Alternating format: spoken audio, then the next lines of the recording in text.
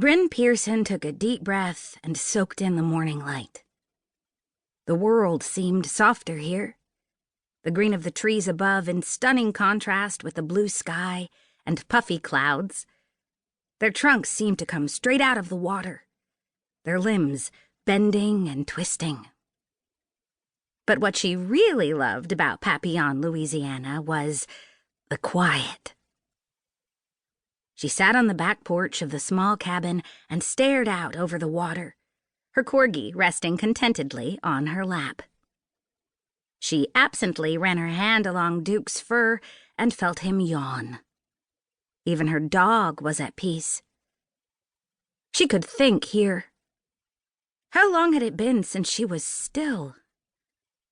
She'd forgotten how good it felt to know she had a whole day with nothing planned.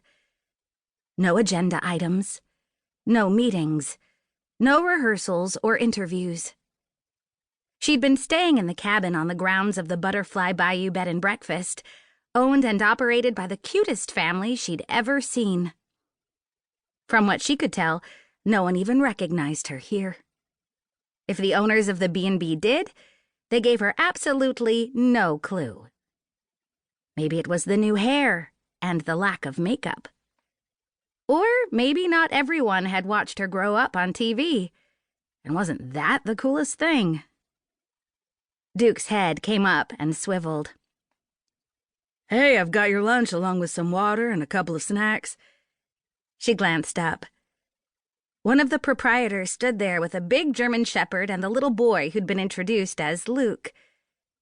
Harry Jeffries was a handsome man with a ready smile. He was one of those guys whose obvious goodness shined through.